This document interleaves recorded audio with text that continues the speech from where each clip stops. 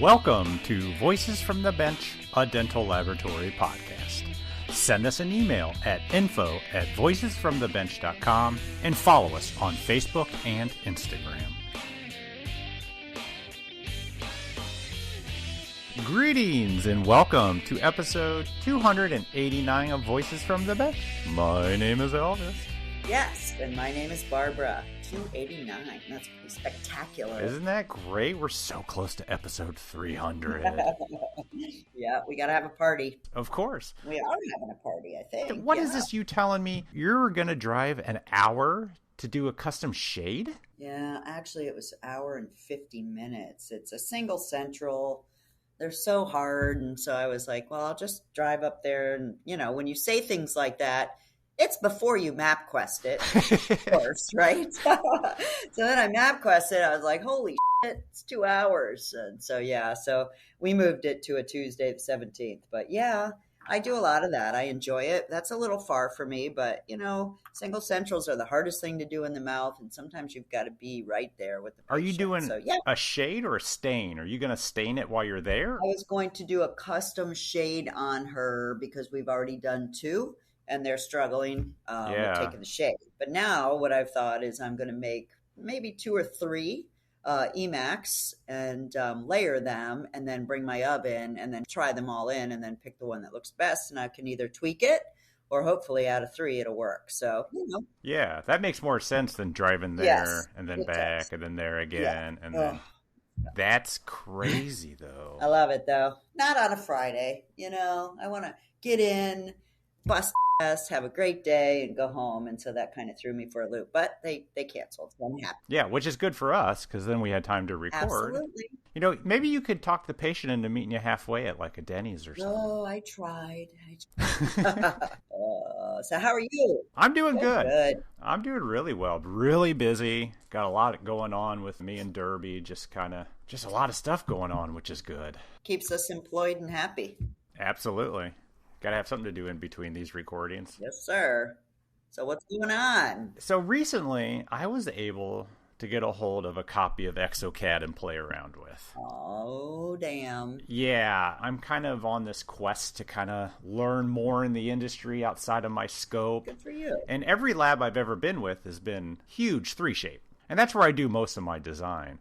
But on this podcast, enough people were talking about how great it is and how cool exocad is and all the things you can do with it. Mm-hmm. I thought I'd play around with it for a bit. I don't know if you've ever had to teach yourself a design software. No. It's kind of hard. It's pretty time consuming. You spend a lot of time looking on YouTube to find a video. Yes, YouTube University. Yeah, it's hard to find the video to show you exactly what you wanted to learn without having to watch 14 videos. And then you end up going down a rabbit hole of just watching YouTube, and then you forget what you're doing. So I got exocad, and then completely unrelated to me getting exocad, we got contacted by a doctor out of New Zealand that has an exocad training program. It's really interesting. Yeah, this guy reached out. His name is Dr. and I'm about to butcher this so much. No. Al Hassini. I'm going to go with it. But he's a practicing dentist, but he also owns the Institute of Digital Dentistry. I had no idea what this thing was. Go to the instituteofdigitaldentistry.com. Do yourself a favor and check it out. It's pretty effing cool. Awesome. So I signed up for the exocad training, and I got to tell you, it's probably some of the best training I've ever done. Sweet. Yeah. What I love is you can actually download the files that they're training on and like do it along with the instructor. I don't really get a lot of chances to do this because, you know, the job, the podcast, life, all that. I have to do it on my own speed, but this thing allows you to do it. You know, this is a great program that I think if your lab uses exocad would be a great way to train employees. I'm going to check it out. Yeah, definitely. instituteofdigitaldentistry.com. I'll make sure to put up a link on this episode's show notes, so please check it out. It's pretty cool. So speaking of exocad, Elvis, we have really early, exciting news to share with our podcast world. Every single year, exocad puts on their big show of the year, and it's in May, and it's called exocad Insights. Last year, and again this year, it's being held in Mallorca, Spain, of all places. It's an island west of the mainland. And you and I, are super excited for this to be our first international trip for the podcast. I mean, that's like super crazy. International superstars. Woo!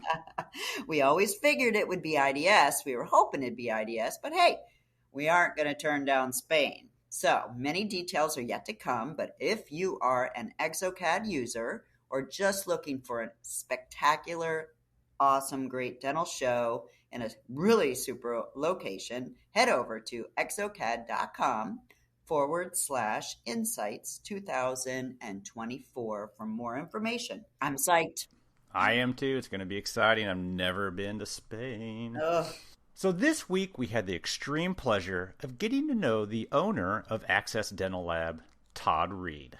Todd comes on to talk about his amazing journey through the industry that really started because of how cool a friend's father dressed.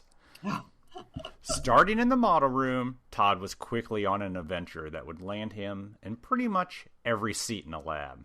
In 2016, Todd opens up his own lab and talks about the challenges that come with it and all the people in his life that helped him get to where he is today. It's a great conversation that has a lot of heart and a lot of character. So join us as we chat with Todd Reid.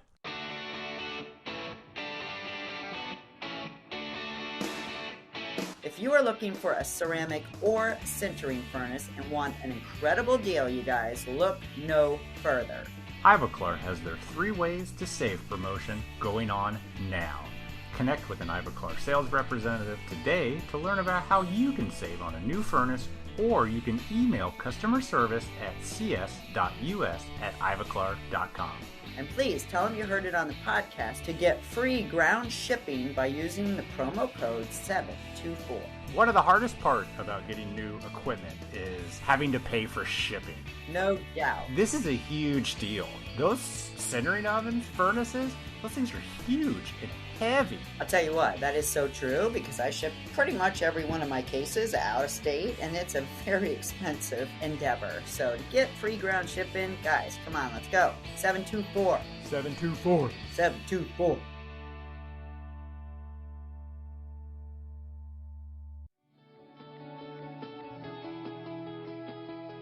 Whether you're looking to elevate your craftsmanship or looking to cut back on cost, look no further. VITA MFT teeth are the ultimate solution for creating lifelike and stunning smiles. Crafted with precision and backed by cutting-edge technology, VITA MFT teeth offer unparalleled aesthetics and durability. And since VITA believes in the power of experiencing excellence firsthand, for a limited time only, they are offering you the chance to get a complimentary case sample. That's right, a full case absolutely free. Just visit vitanorthamerica.com/free MFT. Don't wait any longer to start providing your customers a premium tooth at an economy price. Redeem your free case sample, and if you're ready to buy, VITA will even give you an extra 10% off discount by shopping online on their newly launched online store. Join the VITA family today, and we appreciate your support of the podcast.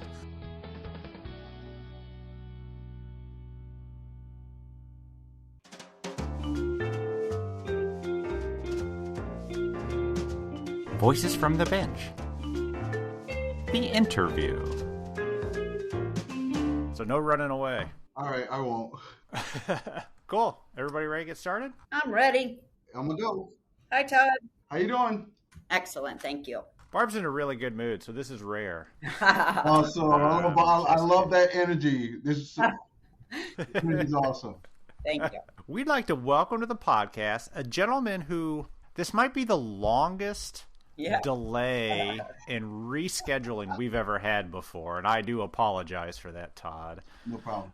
But Todd Reid from Access Dental, how are you, sir? I am well, man. Syracuse, the weather is usually topsy-turvy, but we got a stretch to where the weather's really nice, and this weekend we're having a company day party. So Oh, I'm really excited. fantastic. A Yeah. company, like a party, just like hanging out at a picnic or something? Just like a company party during the day. Got some friends, couple community members. Just giving back a little bit and actually having a little bit of fun in the process. That's fantastic. Wow. Fun in a dental I lab. want to come. Wow. So, Todd, I've actually heard quite a bit about the legacy of your lab because I believe we got a few family members running in this thing, right? Absolutely. So give us the whole laydown of your involvement and the history of Access Dental. So my involvement, I'm the president and CEO of Access Dental Laboratories. My ex-wife, she's a co-founder of it, and my children actually work here. Awesome. Good for you. Yep. So take us even farther back. Okay, let's go all the way back. How did you get into dental technology? Oh man, I love telling this story. So when I was younger, I was in high school. I had a really good friend. Her name was Danielle Bonafiglia. Oh, no, really? She's Yes. awesome. Do we know her, Barb? I know her, yes. Yeah, you might have heard of her. Danielle Bonafiglia. So I was at a basketball game and I went up to her dad. His name is Bruce Bonafiglia. And Bruce used to look so cool at those games. And it's like, I just went up to him one day and I said, can I come work for you after high school? He said, you're not going to college? I said, absolutely not. And he goes, well, you know, you don't have to go to college to be successful. I didn't go to college and I'm successful. Ditto. Yeah, sure. Right? Yep. And so it started from there. I was nervous because I had an IEP, which I didn't know at the time. It was called a special education diploma. Mm-hmm. That's what they call it. And at the time, I didn't know. But so when I went there to the laboratory to start, this sweet lady, her name was Kathy Johnson, got to be like the sweetest person in the world, Scott Johnson's husband. And Scott was actually my high school coach. Wow, this is running deep. I So know. It's deep. It's deep. you had a friend. Yes. Your friend's dad owned a lab, Yep. and your coach also worked at the lab. I actually worked at the laboratory, right? And his wife, Kathy, actually worked at the laboratory. And so Nice. I remember the first day work going to there. It was a small laboratory. At first, it was a trailer when I was in high school, but then it was expanding, Yeah. and so he expanded to this nice small building. And Kathy said, "Bruce, he has a IEP because you can get money for hiring." I guess at the time they thought it was like special needs or something like that. They knew I wasn't special needs, but whatever, Yeah, you yeah. can get a tax break. You can get a tax break. You should use it. And Bruce said, "Nope, Todd's gonna be fine." Yep. So what did you go into there to do? I went into the model department. Of Oh, course. yeah. Yep, the model department. Yeah. So did you and Danielle ever talk about the fact that her dad owned a dental laboratory, or did you just know who he was and he was a cool looking cat and you said to yourself, I want to work for that guy? You know what? Danielle never, ever, ever hung her hat on the fact that her dad owned a dental laboratory. Danielle is the most humble, I mean, just happy person I've ever met in my entire life. She's a sweetheart. She never threw that up in anybody's face. So I know, but so what, how did you, figure it all out then? Because Scott Johnson worked there. Oh, all right. Yep. I gotcha. Scott worked Okay. there. That makes sense. How do you know Danielle, Barb? CalLab board, and she speaks everywhere. And I knew Bruce, and I've just known her for years. Just Yeah. you know how it goes. Our industry, we know. I'm Yes. surprised you don't know her, Elvis. My God, you know The everybody. name's familiar. Yeah, she's a neat lady. Yeah, Anyhow, she's a sweetheart. so you started in the model room. Yep. And this was right after high school. This was right after high school. Right after high school. I mean, I've got a ton of really funny, cool, inspiring stories. Let's hear him. So Bruce had a 550 Mercedes Benz, Ooh. and I was like, man, I said, can I go wash your car? Yeah. At first, he was like, yeah, right. And then I didn't ask again for a couple more months. But I guess one day he must have had something to do where his car needed to be washed. And then I went down and asked him, and he told me I could go. Yeah, go right ahead. So he gave me like $50 to go wash his car. Wow. He said, whatever you do, don't put the top down after you wash it because water can get inside the thing there, right? Yeah, makes sense. Yep. And this was back when the cars actually had like the phone inside of them. Oh yeah. Yeah. So obviously, right, Elvis, when I took and washed the car, not even 2 seconds after I washed it, I took and dropped the top on it and drove downtown Auburn and pretend like I was talking on the phone. And I was hitting the wrong buttons. And then, like, so I'm at a stoplight. The roll bar goes up. All this stuff starts happening to the car. Oh, no. It was pretty funny, man. I love them to pieces, man. I love them. Did you get in trouble? Nah, I just brought it back and never said nothing. Nobody's the wiser. $80 worth of phone calls later. Yeah, right. Driving by my friend's house, beeping the horn. Hey, man, can I get in? Hell no. Yeah, he's an awesome guy, man. I love him. So what was the name of that lab? Bonadent.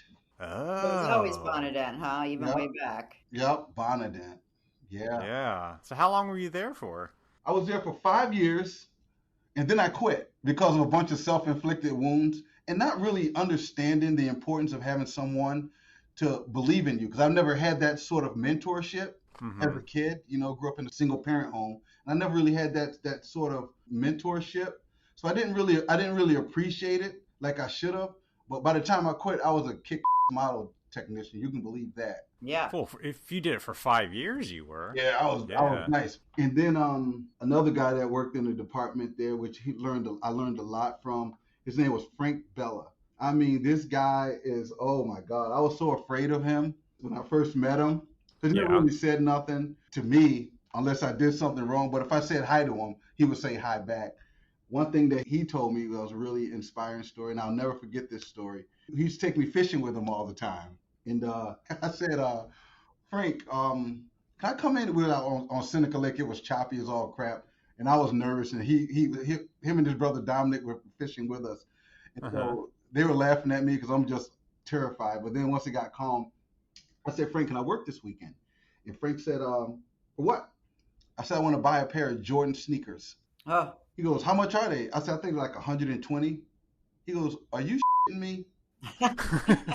You're going to work this weekend to go give someone $150? He goes, when you can't pay your rent or your electric bill or your light bill, you call Michael Jordan to see if he cares. Wow. And ever since then, I've never owned a pair of those sneakers. Ever. Wow. Never.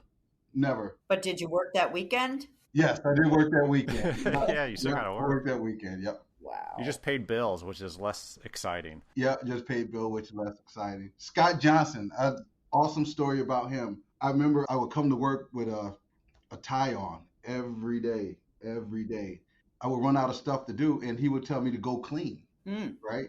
Yeah. Go clean. If you got time to lean, you got time to clean, right? Yeah, you got time to lean, you got time to clean. And so at the time, I was like, man, why can't I just go sit next to somebody else and just listen to see what they're doing or stand over someone's shoulder and watch them? But he was like, nope, go clean. Looking back on it, I was really upset about it. But looking back on it, like all of those stories that all those values that those guys instilled in me, I use them today. And I'm constantly reminding and talking to all of my employees about those stories and pouring into them.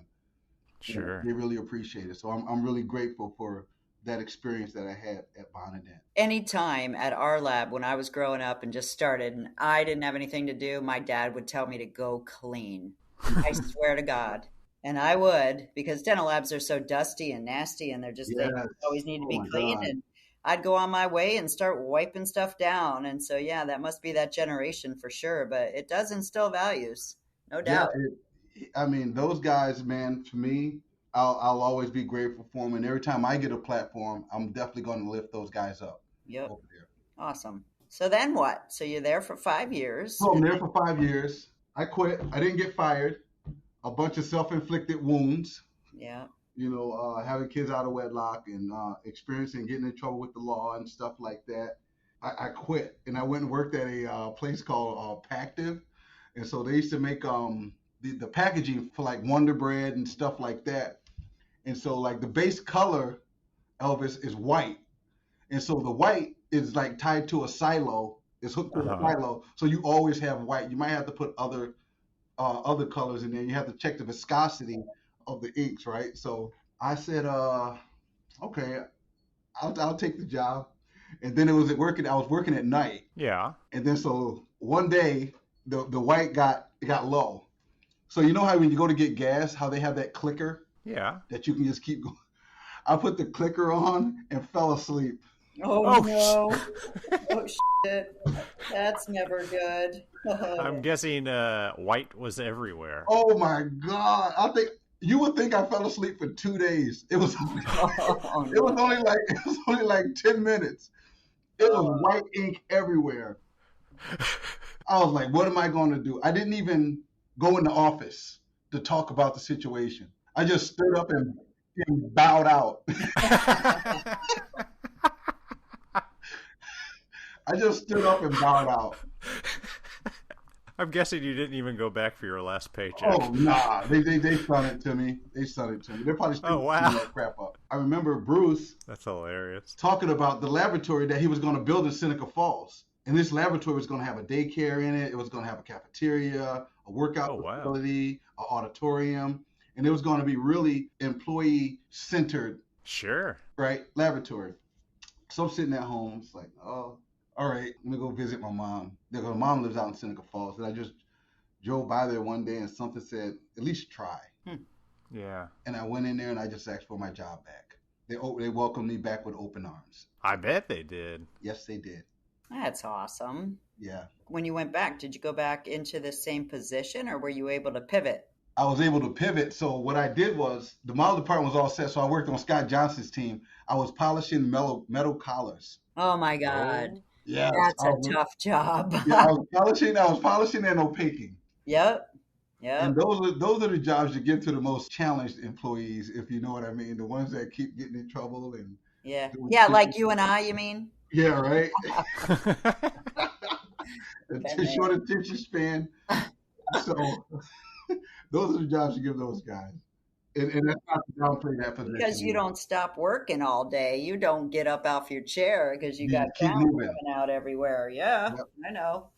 And your fingers look amazing. Oh my God, are you kidding me?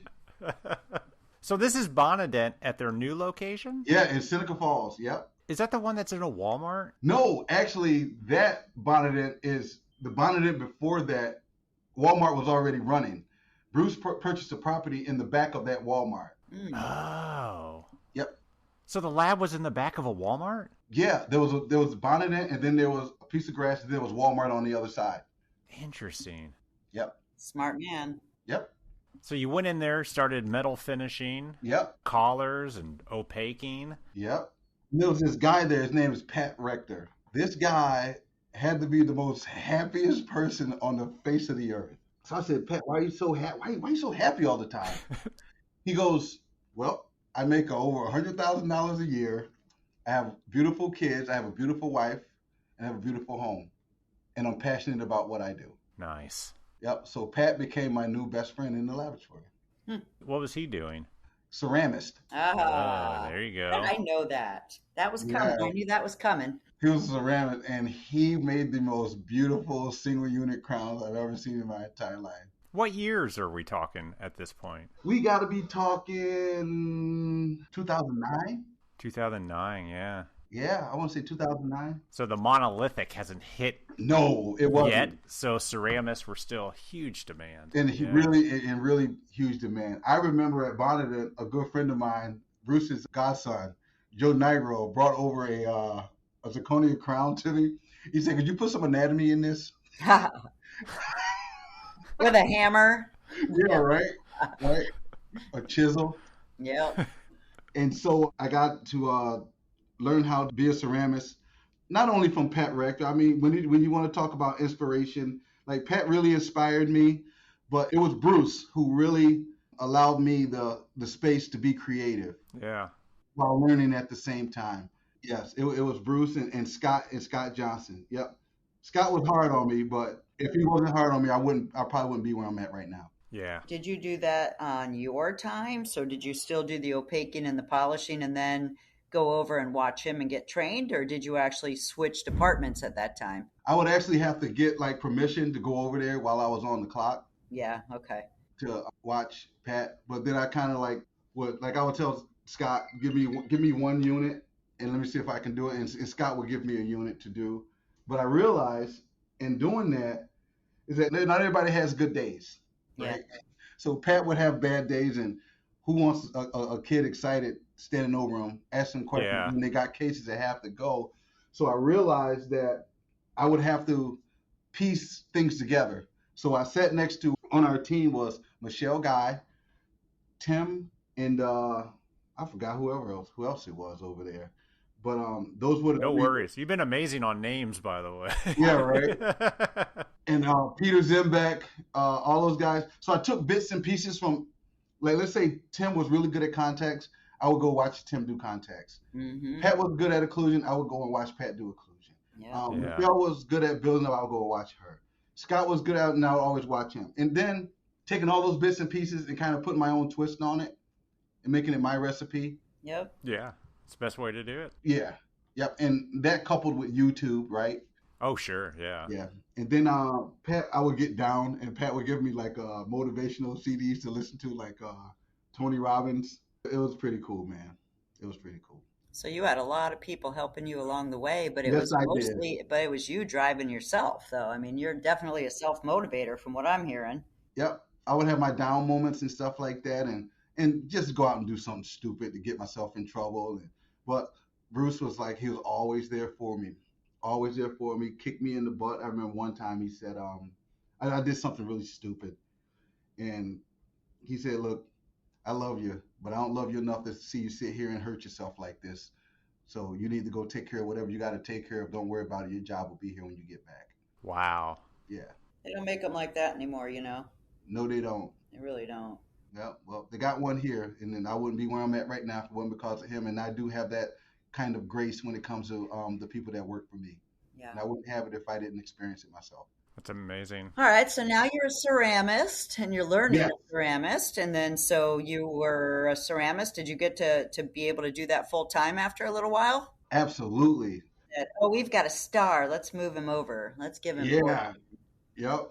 So it was funny that journey on being a ceramist, right? And I'm pretty sure you can relate to it. Oh yeah. So I would do like 16 units a day because that's the standard, Yep. and just make them pretty, not make them functionable at all. Oh, jeez. It's the aesthetics. It's the aesthetics that matter, right? I want to be an artist. Yep. Right. And so what I would do was I would make 16 really nice units and be like, I'm done. And be done in like 7 hours. It usually takes 8 hours to get all those units done, but I would get done in like 7 hours. And none of them fit the model. None of them fit the model. Like, I don't know, I'm talking about like 14 of them got kicked back. Scott Johnson would be over there grinding on the occlusion. Oh, jeez. Oh my God. Oh man. This context got to be close. We had these carts that used to put our work on, and these carts had QC tags on them to show Yeah. what was defective, check off a contact or something like that. So I would leave and come back to work in the morning, and my cart would actually look like a damn float with all the tags hanging on. Every case had every color. every case, Elvis. It was, oh my God. And then, but once I got back into looking at watching PTC. Oh, yeah. There you And go. so what that did was I watched it before, but I was so excited to be like, hey, look what I did. Yeah. I wasn't worried about function. I just want to make a pretty crown. Yeah. That's hilarious. So I went back to PTC and I got back grounded on a systematic way of doing things. Mm. Right? First bake, second bake, glaze. Not first bake, final touch. Yeah. Yeah. I Right? remember that. I'm surprised you opaqued for so long without just stacking so much opaque on it that Oh, I was bad at that too for a while. just nobody told you. Yeah, nobody told me. Yeah. So did you go through the whole PTC program? Yeah. Yeah. And Yeah. through the PTC program. Actually, so for our new employees, we hire probably once every 6 months. Mm-hmm. So what we do is we give our employees the same things that I had when I was coming up, right? Yep. So I had a laptop that died. Bruce bought me a laptop because I like doing it at home. He purchased me a laptop. So I give our employees laptops. I went through the PTC training, so I give our employees PTC training. The best part about the PTC training is that it teaches you a systematic way of doing things. Mhm. Sure. Everybody's on the same page. Yep. And you could actually do that. You could actually roll some of that PTC training over into some of your CAD CAM stuff. So when you're designing, because people think just because it's CAD CAM, the machine it'll design. No, it won't.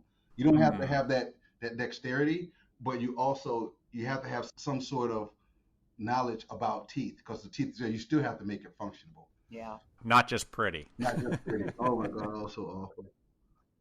That was so bad. So how long did it take you to get good? So you come in with all your cases from the day before, and then what you do, you went through the PTC and realized, all right, I'm going to get this in one, do it right. And Yep. Do you remember the day you had no colored tags? Oh my God. Probably 5 years later. wow. Oh, wow. But every once in a while, everybody gets one open contact or something like that. Oh, yeah. Sure. Oh, yeah. Sure. Yeah, it became less after a span of time. Yep. Yeah. So you became a ceramist, Yep. and then what? And I was off to the races, man. I started setting goals. I always wanted to do more than the average technician. Mm-hmm. Bonnet standard was 16 units in a day. I think I was up to like 19 in 8 hours. Nice. Yep. Yeah, and so funny. I used to take crowns down to Bruce to show him, and he would. And what he would do, he'd look at it. I don't know if he was busy that day or maybe he was just protecting me and, just cheering for me. Because sometimes, even in someone's, when they're not doing so good, you still should cheer for them. Yep. Sure. And so what he would do, I would take a crowd down there and show him. And he was like, oh, my God, this is beautiful. And he'd sit there and look at it because he had loops right at his desk. Yep. And I would bring the crown back to Scott Johnson. And Scott was like, it's high in occlusion, the contacts are open. After you showed it to Bruce and he told you. After I showed it to Bruce. Well, Bruce, he's really, really good at getting the best out of people. Even when they don't think that they're doing the best. He is. He's really good at that. That says a lot about an owner. Yeah. So how long were you there for? When I came back, I was there for 20 years. Holy schmoly. Awesome. Yeah, that's a long time. There for 20 years. And were you a ceramist the whole time? Yeah, I was a ceramist the whole time. It's funny. I used to work out at Bruce's house because he know I needed extra money, so he would always give me an opportunity to make extra money. Oh, He yeah. needed someone to drive him somewhere and stuff like that. And so I like all of those trips and journeys that I would go on with him, and meetings and stuff that I had to sit out in the car and wait for him. He'd get back in the car and we just talk from like Rochester to his house in Geneva, not knowing that one day I would own a laboratory and that I would take in those same lessons that he taught me, that they would come to where I would have to use those tools in my everyday, life. So it wasn't just how to be a really good ceramist, a really good technician. It was about being a good person. Yeah. It's amazing what you can learn from people, which is a little quality time. Yep. I used to drive the limo. I used to do all sorts of crazy shit, man. A limo? Wow. Yeah, man. So they had this one thing, right, at Bonnet, where the doctors would come in and do the seminars. Yeah. And I would always want to go to a seminar. Always. And so I said, can I go to the seminar? No. Only like the managers would go to the seminars and stuff like that. And a couple of the managers, one manager, he would always get on me about, wanting to go to a seminar and not being good enough to go to a seminar. Well, that's kind of shitty. Yeah, it was. It did, but you know what? I was just like, you know what? Whatever. I'll find a way I'll find a way. Yep. And then so I looked out, and I was walking by Bruce's office one day. I heard somebody say, "Who's going to drive the limo? Go pick up the speaker." So Bruce was like, I guess Bruce said, see if Todd can do it. Nice. And he called me down. I said, you don't have to have like a chauffeur's license? He goes, no, it's a privately owned limo, so just don't get in an accident. So he said, take it out and drive it around. Just take wide turns. That's all you have to do, take wide turns. And keep in mind that there's a human being in the back of that vehicle, and their life depends on you. Yeah, true. So I started driving the limo, and whatever they learned and whatever that doctor talked about in that seminar, guess what? I got my own private seminar on the way from Seneca Falls to Rochester, and I got a $50 tip, plus everything he talked about in that. I even got a book from Dr. Blanchford, I believe. He was one of the speakers at Bonnet. He signed me this book, and I still have it to the day. Nice. I want to thank my man, Todd Reid, a really awesome ceramist and the best limo driver ever. So you're just driving them around, drilling them with questions, pulling out all that content. Yeah, because they would be at the back of the limo. Yeah. But then they'd come all the way up to the partition. That's cool. Yeah, it was pretty dope. And tell you That's everything some. you needed to hear. Yep. That's pretty smart, man. Yep. Yeah, it is. It was. It was a great opportunity. So obviously you're not at Bonadin anymore. No. Tell the story of leaving that and going out on your own. Oh, wow. All right. Now. What is how do the kids say it today? Now it's real. Yeah. Right. And I won't go into why I left. I won't go into the Nah, yeah, no worries. event and anything like that. But I quit Yeah. because things that transpired. I went and worked at this place called. Oh my God, this place was like the worst place to work. But they gave me the money that I put on my vision board. Mm-hmm. Right. Yep. So I believe in like having vision boards and stuff like that. So I created a vision board with a price on it. We'll bleep out that lab name, but why was it so bad? It was so bad because the owner was like not a nice person. Yeah. Oh, yeah. He was not a nice person. Especially when you go from one to the other. Right. And so I went there, he gave me the money I wanted. But honestly, I actually felt like when I went there to work, he gave me $114,000. You know what I felt like? $114,000 slave. Oh, yeah. Don't bleep that out. Because this guy would torture people and he would just threaten people. And I'm just like, are you kidding me? But then I met my wife.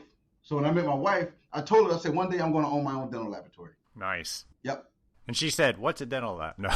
Yeah, right. That's what she said. What's a dental lab? Bad. And I told her what I did and stuff like that. And she actually had the opportunity. At that time, I was still working at Bonnet, so she actually came over and stuff like that, and came over to Bonnet and like Christmas parties and stuff like that. Sure. She was like, all right, you want to own one of these one day? And my wife is like, at the time, she's like limitless thinker. There's nothing she can't do. There's no obstacle. If you want it, and let's go get it. Yeah. And then so one day, right? So check this out. This is so funny.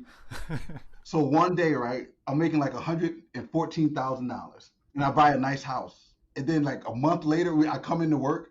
This idiot calls everybody in the ceramic department and says, next week, 14 people won't be working here. Nice. Doesn't tell you who? Didn't say who. Wow. So everyone just spent the whole week thinking it might be them? Yeah, and I thought it was going to be me. And so one night, it was raining, and I just came home and I was just like depressed. I was like really depressed because as men, we're put on this earth to protect and provide. Mm-hmm. I told my wife at the time, I said, at any point, Mark could take this from me. And he's the type of person that won't care. And so she goes, okay, well, how does it look? I said, what do you mean? She goes, when you met me, you told me that you will own your own dental laboratory. How does it look? Wow. I said, you know what? Let's go downstairs and drink a whole bottle of Barefoot Pinot Grigio. There you go. That's my girl. And let's start visualizing. And I sat there and she said, okay, walk through the laboratory. I said, when I walk through the laboratory, I say hi to my executive assistant. I walk into my office. She tell me what schedule I got. I walk through shipping and receiving. I see black people. I see white people. I see Puerto Rican. I want it to look just like heaven. Hmm. And then as I'm talking, Elvis and Barb, I no lie. Only thing I hear is this right here. I just hear her typing. I was going to say, yeah, she's either writing or typing. Yep, I just heard her typing. Yep. After all that was over, you go to sleep excited, but you wake up the next day. Hungover. No. With a headache. Okay, so now what's the next action item? Yeah, everybody can have a dream. So what's the next action item? So I went downstairs in my basement, and I'm thinking about, okay, you can put a sink over here, you can put an oven over here, you can put a bench over here. Okay, so where's the money going to come from? I just had like $30,000 altogether. Me and my wife had like $30,000. I had a friend named Ricky Brown. He worked for Center State CEO. My wife said, you need to go see Ricky. So I went to see Ricky. Ricky said, well, how much does this project cost? And do you have a pro forma? I didn't know that was short for business plan. Mm. Oh, I didn't know either. I was like, what? But my ex-wife did. Yeah. And so she said, don't worry about that. We'll get the pro forma. And then so I was telling him my vision and my vision for the laboratory. And he told me, he said, you know what? He goes, Todd, I've never met nobody like you in my entire life. He goes, you articulate your vision so awesome, so well. Mm. $30,000, whatever it takes to build this laboratory, I want you to think bigger. Wow. Really? I want you to think bigger. I want you to pretend like I just gave you $1 million. I said, okay. Yeah, okay. Okay. And so, you know what? Because I believe God put people in your life for a reason, Mm-hmm. right? To either add to you or subtract. And so what Ricky did, he expanded my vision, and I went home and I just doodled on some paper, like walking through the laboratory, like whatever. And then he said, okay, now you're going to need a grant writer. So he hired a grant writer. But at the time, life is still going on. Yeah. Right? You're still working for a head. I'm still working for a head. Sorry. Right? And if you see him, he looks just like a head too. Yep. So I went and I did that. And so now my savings is going down, down, down, down, down. So we went to hire a grant writer and we found one. And she was really awesome. I'm thinking once he finds out what's going on, I'm done. I'm definitely done.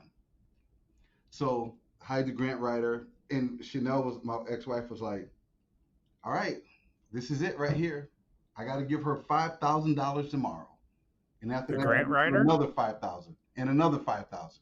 Yeah. But the grant writer said, don't worry about it. There's nobody in Syracuse that ever had an idea like this. They're going to give you whatever you want. Yep. They're going to give you whatever you want. Hold on real quick. Take me back. Like, what's a grant writer? Someone that writes grants for like. So, but how do you get the grants? Like, what? So what happens is this right here. Okay, let's say, so a grant is for either a not-for-profit or a for-profit. Okay. And so like I'm a for-profit. So I just have to say, you know what? Give me $500,000 for machinery and build out of a space. And I promise you, I'm going to create 19 jobs. Aha. Okay. And the government in the state says, okay. And they just give it to you, or is it loaned?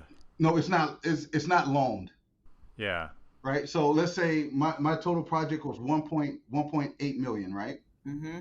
So what I did was, number one, I had to come up with 20% of that 1.8 for the banks. Yowzer. Right? And then what I had to do was get the grants. Let's say one grant was $500,000. Mm-hmm.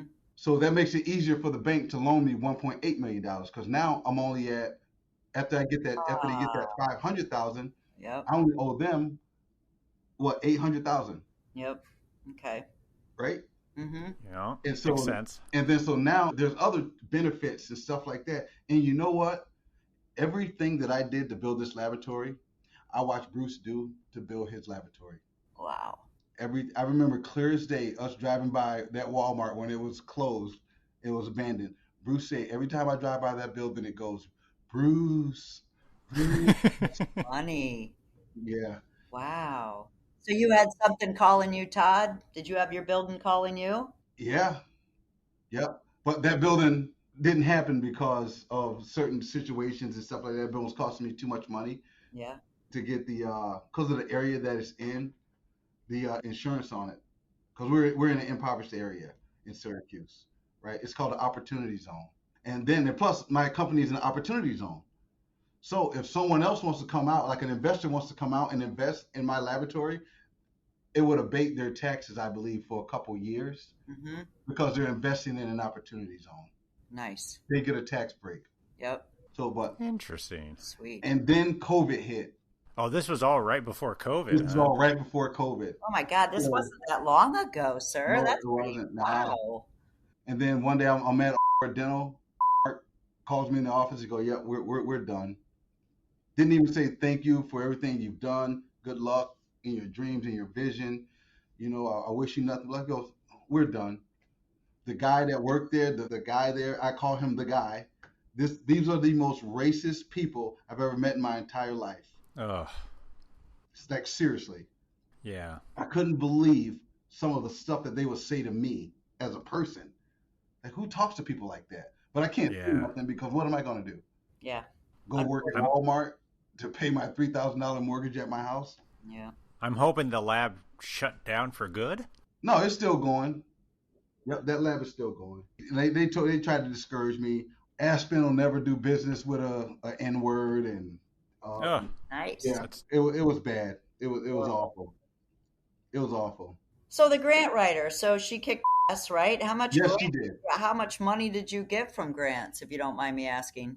I think I got about $800,000. That's spectacular. Yep, about Wow. 800,000.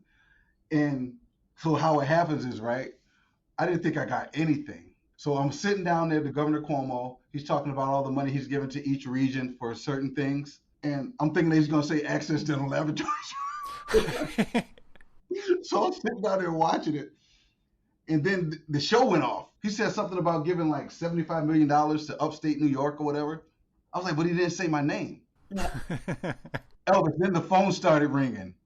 Everybody's saying, congratulations, man. Congratulations. You guys did it. And then they sent us a printout of where the money was going and who it was going to. I was like, oh my God. So fantastic. Oh my gosh. I could not believe this. So that was I just, 2019. So like you just got to go. You got to work, huh? yeah, I got to work. I got to designing a team. Yep. So when I was at Bonadent, Bruce gave us a book to read called 21 Irrefutable Laws of Leadership Yep. by John C. Colwell, Yep. which is my favorite book to this day. I figure I'm really good at 4 of those laws. So I had to surround myself with people that were good at the other 17. Mm-hmm. And I was getting an unemployment check at the time too, because I was fired, right? Yeah. So I would have to give people like some of my unemployment check because I didn't want them to feel like they was working for nothing. And, Wow. yeah. So you obviously didn't open up in your basement anymore. No, I didn't. Yeah. Nope. So you bought a building or leased or rented or whatever? So right now I'm leasing space from the Syracuse Community Health Center, and we have a state-of-the-art dental laboratory in this place, man. It is really, really nice. So you built it all out pretty much from scratch? Built it all out from scratch. This was an old IT department. Oh, so you're already hardwired in for all the CAD cam. Yeah. Nah, Oh, no. Okay. Not much, that lucky. Yeah, we pretty much gutted this entire place. There was a bunch of cubicles and some walls and stuff like that. So we pretty much started out with a blank slate. Wow. Yep. So what year did you actually physically open? So that was 2019. You got the grants. How long? When was your grand opening? 2016, I believe, or 17. Wow. We've been open for a year and 8 months. Wow. Yep. Before COVID hit. Before COVID hit. Okay. Yeah. Gotcha. Yep. Like I see Bonadent trucks all the time. I see, like, I go to my clients, I see Bonadent business cards, and I see. Oh, sure. Yeah. See The that. boxes and the bags. Yeah. And you know what? I know exactly what I signed up for. I'm not bitter. I don't get mad. I'm not talking crap about them because you know what? I know Bruce went through the same exact thing when he brought Bonadent from. I would actually hear the conversations. Yeah. Right. It's par for the course. There's no love lost. There's enough teeth to go around. There's enough business to go around for all of us, honestly. Right. There's a lot of competition, but there's also a lot of business. Yes, it is. Yep. And so we're not hurting. Our company's growing. This month we built out the most we've ever built out ever. So we broke a record. Congratulations. Wow. Congratulations. Had a pretty good bill out this month. Are you full service? Yes, we are. Wow. What do you know about removable, Mr. Ceramist? Are you kidding me? So this is so funny. So this guy's name was Bill Gilmore. He had a laboratory in his garage Yeah. because I knew him from working. So I said, so I got to learn dentures. So I went over there, and in his garage, this guy was like from 0 to 60. One minute he'd be happy, the next minute he'd be throwing stuff and.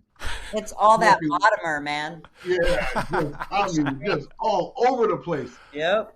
Because he was like, yeah, you know what, man, I wanna come over there and help you out, but I ain't got time to train a bunch of monkeys.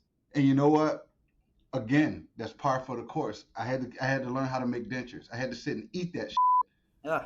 I had to sit there and eat it because I had to have some sort of knowledge on this. So he taught me how to set dentures. Wow. While going through all that bullshit. I know we've talked about a lot of stuff, and I mentioned a lot of names. Yeah. No, it's all good. But it's my truth. So I'm not going to come up here and tell you everything's been gravy. I'm not going to do that. So during all that time, you learned to set teeth, finish dentures. Yep. Oh, wow. Yep. So when you opened your new lab, did you go into wanting to do crown and bridge and dentures? And No, I didn't. I did not want to do dentures, but then I realized how much the materials cost. I was like, I can get a bucket of this stuff. yeah. Seriously. Right? I mean, the process is drawn out, but the margins are very good. Yeah, Yeah. no doubt about that. I mean, did you start by yourself? Did you No, bring I actually on? had I a mean, team. I had a team of. yeah, talk about this team. All right, so the first person on the team was Mr. Samuel Jackson. Me and my ex-wife went out to dinner, and it's funny because the night before I prayed for leadership, and then I went out the next day, and we went out, and this guy stands up, and I was like, because he actually had on our company colors, and he said, I walked up, I said, I don't. That guy right there is a leader. I don't know what he's leading. He's leading something. And then my ex-wife and my friend said, go over there and say something to him. So I went over there and talked to him. Yeah. He goes, well, I do leadership right now, but I'm always open for other opportunities. I said, well, can you come to my house tomorrow? You and your wife. I met her and came to the house. I showed him the vision board for the laboratory, and then we're all sitting down and asked him, what were your dreams and aspirations? He goes, well, what's the address of this house? I said, it's 422 David Drive. He goes, well, I want to live at 425 David Drive. I looked at my wife and I said, I got our chief operating officer. I was going to say, you're hired. Yep. And we've been together ever since. And right now, he's our chief operating officer. He runs his laboratory really well. Wouldn't be here without him. Good for you. Did he know anything about dental before? No, he knew nothing about it at all. Oh, wow. Nope. So he just makes sure the lab flows through, our bills are paid, and people pay their bills. And he's getting it. He talks to dentists all the time, and just make sure I can sleep well at night. Nice. Yep. Good Then person. I hired Rick Hemis. He's a CDT. I know Rick. Yep. I'm pretty sure I know Rick. That's awesome. Good dude. Yep. I hired Rick Hemis. Melissa, she worked over at Aurora Dental. She was a designer. She was really passionate about what she did, but they treated her like crap. And I would call her every now and then. She called me, hey, how's everything going? I said, things are a little slow right now, but do me a favor, stay positive, learn as much as you can learn. It's going to pay off. And so now, actually, she works here. She's our CAD/CAM department manager, and she's really, really awesome. That's great. She's really good at what she does, and she's very loyal. And that's what, if there's one very, very important, all those lessons were important. What Bruce taught me was you can't train loyalty. No, true. So true. So very true. Yep. And I'd rather have a loyal person than a skilled technician, because I could teach you how to make teeth. Yep. True that. Are you still at the bench? Every once in a while, I'll get over there, barb, and get my hands dirty. You know what I'm saying? Yeah. So, you said your kids were in there. So what are your kids doing? Your children? So my daughter, Alexa, is our logistics manager. Mm-hmm. Nice. And my son, Maurice, is our digital acquisitions manager. So he makes sure our cases come in digitally. He makes sure they get to physical form. Yeah, smart. Yeah, and I'm assuming they're like in their 20s, right? They're young? Yeah. My son, Todd Jr., was working here, but he'll be back. I got to teach him some life lessons. Yeah, that makes sense. It's not going to be gravy all the time. I remember everybody that owns companies say they fired their son, so I'm not exempt. That happened with my sister. My sister was back and forth a couple times, and then she landed, and she's been here ever since. So and that's exactly how it happened. And yep. Sometimes you got to go to come back to get stronger. When I left Bonnadent and I came back, I appreciated it a lot more. Mm-hmm.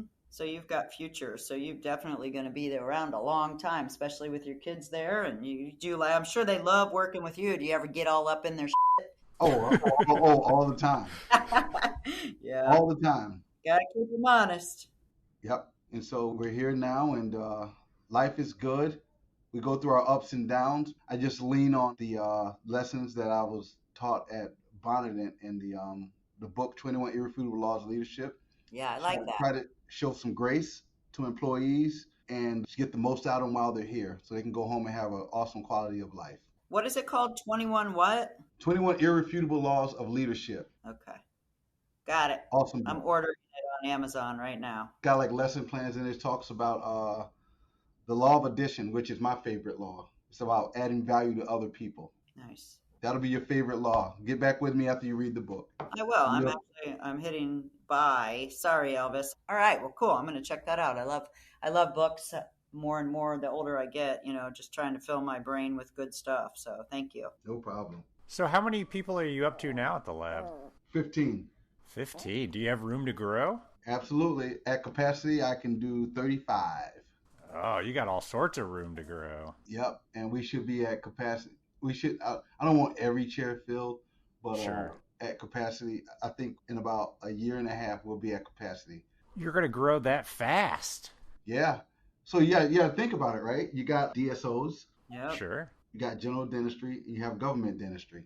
So to really scale, you can go into DSO. Yep. If you want to make it cheap. If you want to make it cheap. But here's the thing, right? So the area that I'm in, the median income is $30,000. And so what I try to do is get our employees up to at least $50,000 after their calendar year of being here. Wow. You know, the margins are small, right? But I don't want for nothing. You know, this is going to be my legacy. Do I want to drive a nice Bentley or a Lamborghini truck one day? Absolutely. And you know what? I will. But I've got to take care of these people first. Then that'll come. And I remember going up. This story keeps me very patient. I remember driving up to Driver's Village with Bruce to pick up an Audi. And I said, why don't you get another Mercedes? He goes, nope. He goes, I'm not there yet. I got to make sure you guys are all set. Then I can go get another Mercedes. But the Audi's okay. But the Audi's okay. Yeah. And I don't mean to keep bringing those guys up or anything like that, but it's my truth. Yeah. No, they seem to have a huge impact on your life, and I think it's absolutely. important to talk about those people that really help us in our career. And look at you, a successful lab owner now. I mean, you have to talk about the people that got you there. And people like always try to come around and they want to talk about, I'm like, well, we're not going to have that conversation about Bonnet in this office or in this laboratory. And so that's nice to set the standard. When people come here, they know it's not about what Bonnet's got going on or what Dental has going on. It's about what we're doing. Yeah. If you're not praising people, leave them alone. Exactly. Focus on you and not them. Yep. So what is your lab known for now? What do you excel at? What do we sell at? Our fixed department. Yeah? Our fixed department and our customer service. Sweet. Yep. Our communication, like if there's a problem with a case and it's within driving distance, we'll go right to the office and make sure those guys are taken care of. Elvis did that today. That's what I do for a living. I love it. It's important. Yep. And digital, I mean, you talk a lot about removable and you have a CAD CAM manager. Are you dabbling in the digital dentures? Not yet. I'm going to onboard I have a prospect I'm going to onboard that's going to get us started in digital dentures. Nice. For you. Fantastic. Nice. Well, I wish you the best of luck, Todd. I'm so Thanks, impressed. Barb. I appreciate that. Absolutely. What a great success story. Thank you very much. I appreciate it, Elvis. It's like, the timing is perfect, right? We kept getting delayed. And guess what? We're here now. So I appreciate you guys. Yeah. And you sound like an amazing leader. I really love that. They really don't make them like you. My dad was very similar. Sounds like Bruce was the same. But I think the leadership and just the love of people and wanting to see them be better and make money and be stable and just be a good person. I just give you all the props, sir. I love it. Oh, thank you very much. Thank you very much. I really appreciate it. And you're a ceramist, so, you're not. Yeah, right? You're automatically winning her book. True that. Well, Todd, thank you so much, sir. All right, no problem, man. I just got an extreme makeover. Wow. So I just got a full upper and lower. I got veneers. Nice. I got veneers. I got Emax. I got zirconia. So I got $1 million smile now. Good so for you. I'll be sure to send you guys another profile picture. Good for Yeah. you. Fantastic. And I'm sure your lab made it, which is even better. 100%. Heck yeah. Did you make? I played a very important role in designing them. You can believe that. Yep. I bet you did. Shout out to Smile Solutions, Dr. Dorothy and Juan Kasab.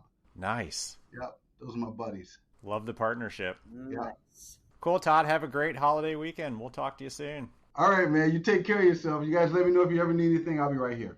Absolutely. Appreciate it. All right, God bless you. A big thanks to Todd for coming on our podcast and telling us all about your journey. Tell you what an amazing story of success that came out of some pretty rough patches. It really goes to show you all that associating yourself with the right people being true to who you are and treating others well, success will and can happen. And one can open a lab just like heaven. All right, everybody. That's all we got for you. And we will talk to you next week. Enjoy the weather. Bye.